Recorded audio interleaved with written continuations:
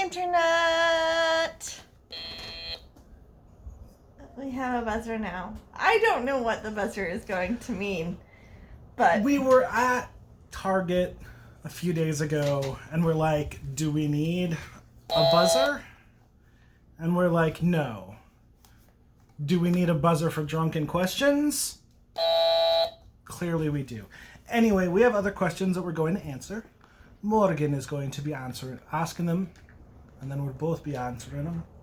I mean, that's generally the idea, that both of us answer. Otherwise, it would not be sensible for me to be on screen. I'm really just stalling until she's got the question ready at this point. Are you ready? Yes, but I think you're also just taking advantage of the fact that you do sexy accents, and so therefore you are making people swoon over you. I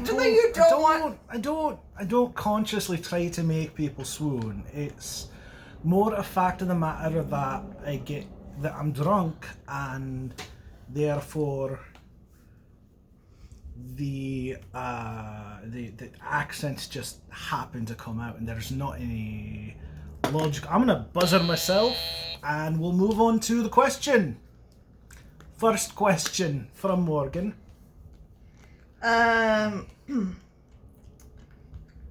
Okay, so this is from Carvis. Emily. Yes, Emily. Drunken-esque song that currently slaps the hardest. Hers is Hunter Moon by Ghost. Hunter's Moon. Don't know that song. I will have to look it up later. It's a good song. What's your song that slaps, darling?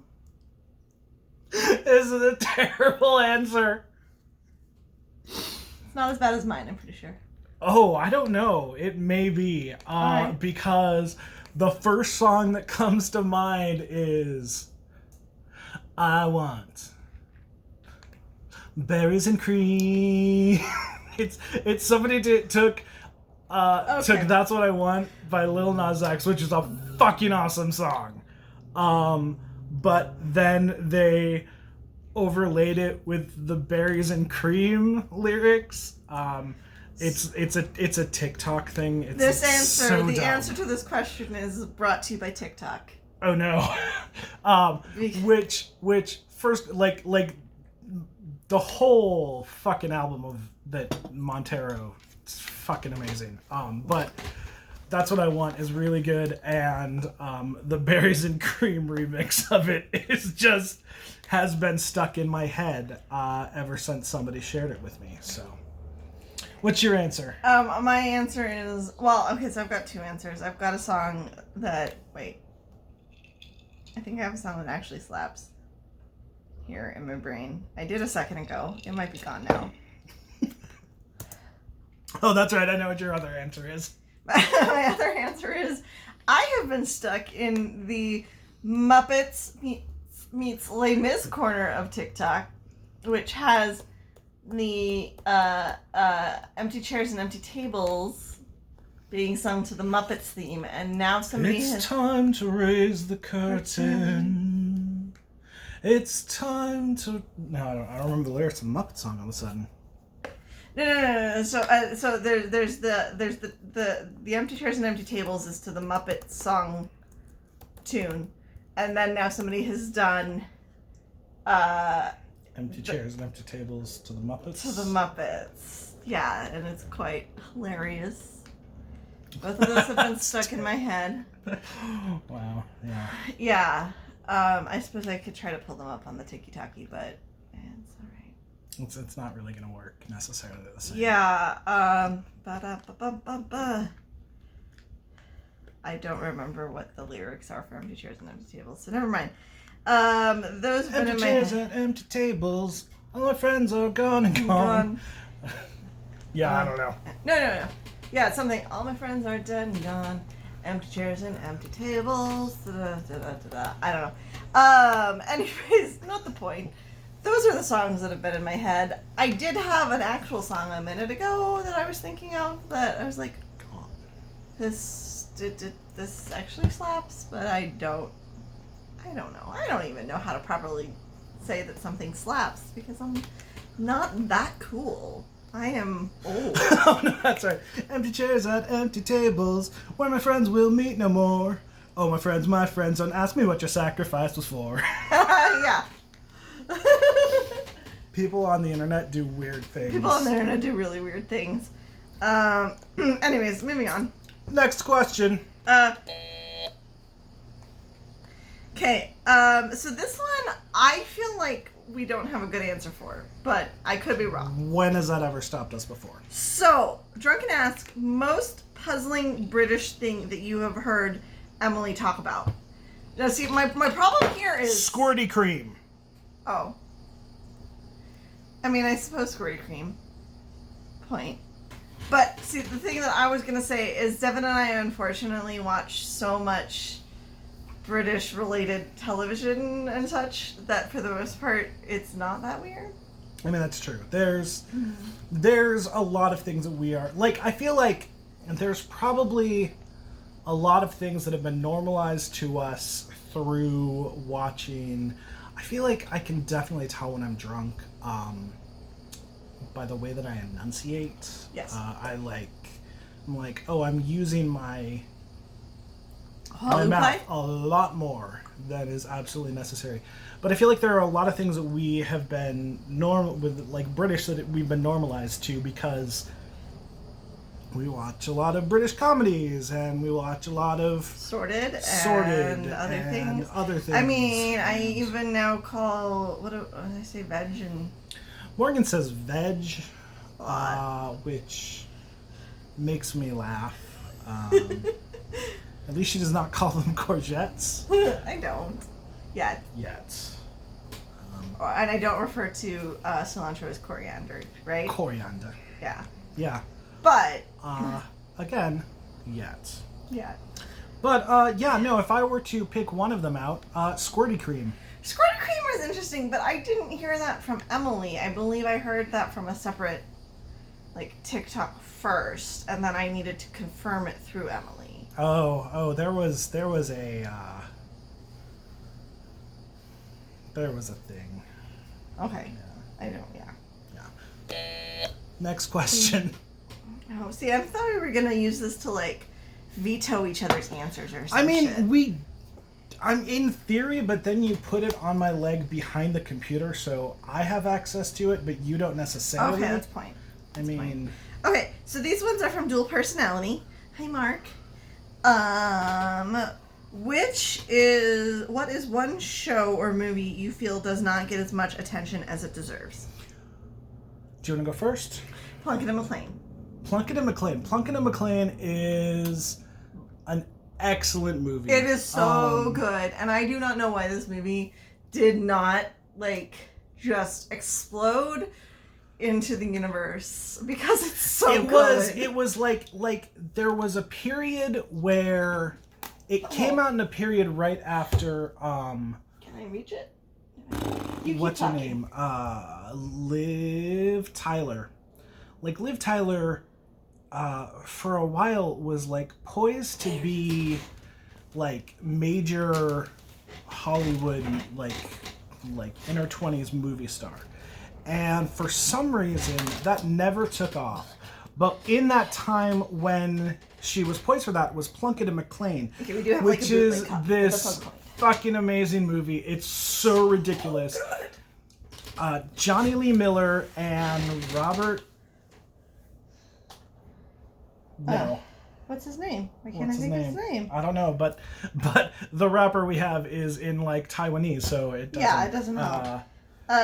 Robert Carlyle. Robert Carlyle. They play. It's I love Robert Carlyle for so many reasons. It's even before Once Upon a Time. It's this weird. Once Upon a Time, 1700s, highwayman story, except it's sort of modernized a little bit. If you've played Seventh Sea, you should watch this movie. It's fantastic. Yes. It's Absolutely. just beautiful highwayman antics. Highwayman and an alchemist work together. Alan Cummings is in it. Alan Cummings. Oh, Jamie, I swing every way. Alan Cummings is so good. Liv Tyler is fantastic in it. The villain is fucking like the worst. Yeah. It's just it's so good. I love this movie. It's a great adventure movie. It's ridiculous. It's fun. And yeah, it's like it is one of those. It and like Plunkett and McLean and Brotherhood of the Wolf are the two movies that I feel people should absolutely watch if they like 7th Sea stuff, if they like fantasy Europe stuff, steam, not quite steampunk, but like borderline. It's like gear punk. Yeah. What's your movie? It was movie or TV show, right? Movie or TV show. Pushing Daisies. I also have a copy of that somewhere. If you have not watched Pushing Daisies, that is a mistake, and I am personally injured by it.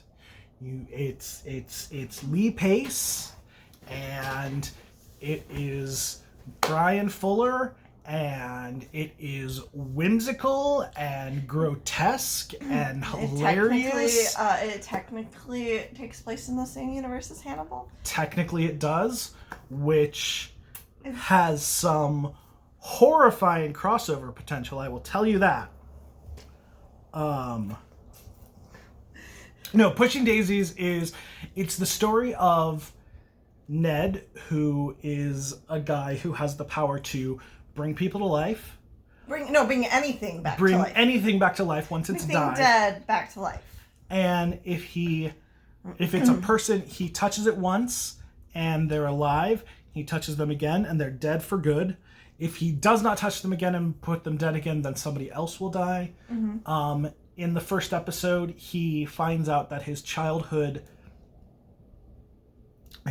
crush has been murdered, and so he brings her back to life to help his friend who investigates mysterious deaths, and then lets her live, and they are in love with each other, and they can't touch each other, and it is the sweetest thing. And Kristen Chenoweth is in it as his friend who's in love with him, and there's just these really good musical numbers that I love, and it is just, the set design is gorgeous, and it's just beautiful. It really is. Yeah. Watch Pushing Daisies. I will say, I am more upset over Pushing Daisies being canceled than Firefly.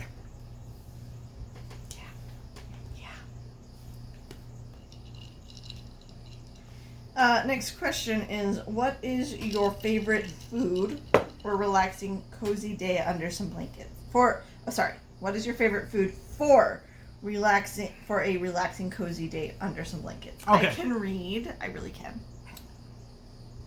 That is What's that feeling I can't read? I don't know. Can you read my expression? That's an important amount of context, because there are certain foods that I love that would not necessarily be good for a cozy day under blankets, because, like, wings, delicious, really good, terrible if you want to keep your hands clean, like if you have blankets all around you. Also, there's less cozy days under blankets in the desert than one would like to have. This is true. Yeah. Not enough cozy days under blankets.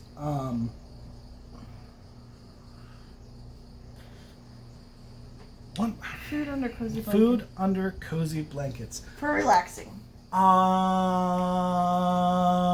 We could do food or drink if you want. Peanut butter chocolate chip cookies. Ooh. Yes. This is a good choice. Yeah. Your thoughts? I'm under a cozy blanket. I don't know why you believe me when I said we should buy the buzzer. You should have been like, no, Devin, we're not doing it. Well, it didn't have batteries at that point. You could have just made the noise. Sorry. I will let her continue. I don't know, like a nice hot chocolate and like some chocolate chip cookies. Yeah, that sounds good.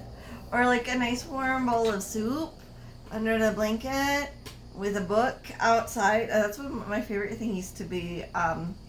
We had a porch, like a porch swing thing when I was a kid in our back patio. And when it would rain, I would like to go out and sit on it and watch the rain and read a book, like a nice little goth girl that I was. It was usually Poe, because I had the giant works of Edgar Allan Poe tome, and so I would go out and I read that, and like a nice bowl of soup and a snuggly blanket. Yeah, I don't know. That's my vote. Okay, we're gonna skip that one because I basically already answered it with costume questions. I don't have any other Halloween projects currently than the ones I talked about earlier. So we're going to ask, so Four Fingered Knife Hand, aka William, aka Business Pumpkin, asked, is it safe to say that Dracula is your favorite Universal monster? I feel like this one is more directed just at me. Is Dracula your favorite Universal monster? Yes. Okay. I need to look up and see what exactly counts as. I assume it's counting the Mummy, Wolfman, Dracula, Universal Classic Monsters. the Swamp Man thing. The Swamp Man thing. Dracula, Frankenstein, the Mummy, Creature from the Black the Lagoon. Invisible Man, That's what... the Bride, the Black Cat, Werewolf of London, the Raven. I'm looking at all the like Universal movies they made. It wasn't the Swamp Thing. It was the Creature from the Black Lagoon. Creature from the Black Lagoon, Phantom of the Opera. Oh, okay. The Mummy's Ghost, The Mummy's Curse, She-Wolf of London, Abbott and Costello Meet Frankenstein, The Creature Walks Among Us. Yeah, no, I mean, I think Dracula's a good choice on that. I feel like it comes to a question of which portrayal you're going for. True. I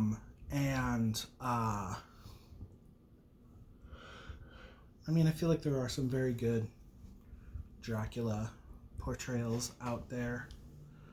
I feel like that's the one that has been the most I do very much like Adam of Oslo as the Mummy. the most consistently portrayed well. Though, I mean, again, there's crappy presentations as well. Yo, Dracula. What? Yo, Dracula. I don't think I know that one. Wasn't there one that was like I, Dracula? Maybe. Let me see. There was that bad one with what's his face? Not Legolas, not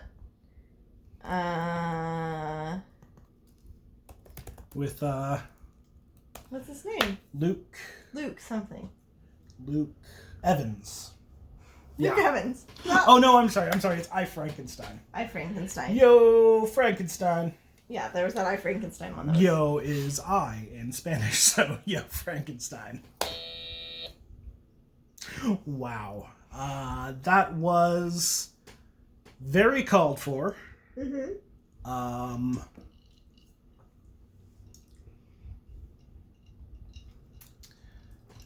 Insert the animation here of me being hoisted on my own petard. Okay. Do we have any other questions, or? No, I don't think so. I think that was all the questions I got. Let me just... I didn't get any questions on my other blog, so no. All right. So I think we're good. I think we've answered all of the questions for this evening. Yeah. And taste tested all of the drinks. And to be fair, the drinks were better than last time. Yes, definitely better. Half of them were tolerable. So, yeah. that wraps us up for this evening, unless you have other things you want to ask us. And in the meantime, good drinks, everyone. Cheers. salute. Salute. Slancha. Chug, chug, chug. No. Shots? No. All right, well.